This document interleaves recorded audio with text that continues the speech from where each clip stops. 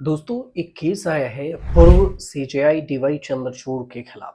और ये जो याचिकाएं हैं, ये याचिका लगाई गई है राष्ट्रपति के पास। पूर्व सीजेआई डीवाई चंद्रचूड़ के खिलाफ राष्ट्रपति को एक शिकायत भेजकर सीबीआई जांच की मांग की गई है। क्या कुछ मामला है, ये आपको बताते हैं। जो शिकायत करता है पटना हाई कोर्ट के ही रिटायर्ड जज हैं। उनका नाम राकेश कुमार है। पूर्व जज राकेश कुमार का आरोप है कि कथित तौर पर पूर्व सीजेआई चंद्रचूड़ ने एक मामले को सुनवाई के लिए लिस्टेड करने में अति शीघ्रता दिखाई। मतलब बहुत ही जल्दबाजी दिखाई, एक मामले की जल्दी सुनवाई हो जाए। दरअसल किसी भी मामले को कब और किस पीठ के सामने सुनवाई पर लगाया जाएगा, ये तय करने का अधिकार सीजेआई को ही होता है, चीफ जस्टिस ऑफ इंडिया को। चीफ जस्टिस मास्टर ऑफ और रोस्टर भी होता है। वही किसी मामले की सुनवाई अर्जेंसी को देखते हुए पीठ का गठन करता है और करते हैं सुनवाई। कई बार छुट्टी वाले दिन भी अर्जेंट मामलों की सुनवाई होती है। अब जो पूर्व जज हैं राकेश कुमार, उन्होंने 8 नवंबर 2024 को राष्ट्रपति को शिकायत भेजा था। जबकि जस्टिस डीवाई चंद्रचूड़ सीजेआई के पद से 10 नवंबर 2024 को रिटायर्ड हो गए। जस्टिस राकेश कुमार ने एक मीडिया हाउस से बातचीत करते हुए कहा कि राष्ट्रपति को शिकायत भेजने और मामले की सुनवाई से जांच कराने की मांग की पुष्टि की गई है।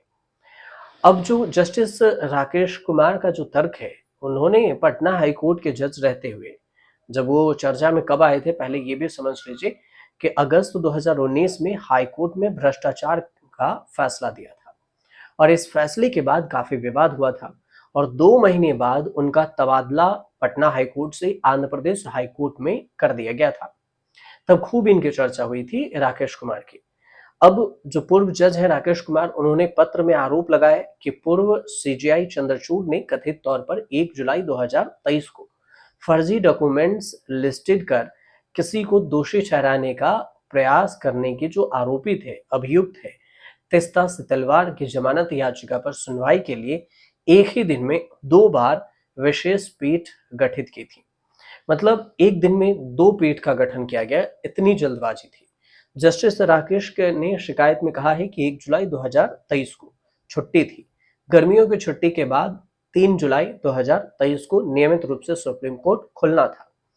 आरोप ये है कि छुट्टी के दिन 1 जुलाई को तत्कालीन सीजेआई जो चंद्रचूड़ थे, डीवाई चंद्रचूड़, पहले दिन में सितलवार की जमानत पर सुनवाई के लिए विशेष पीठ का गठन कर दिया।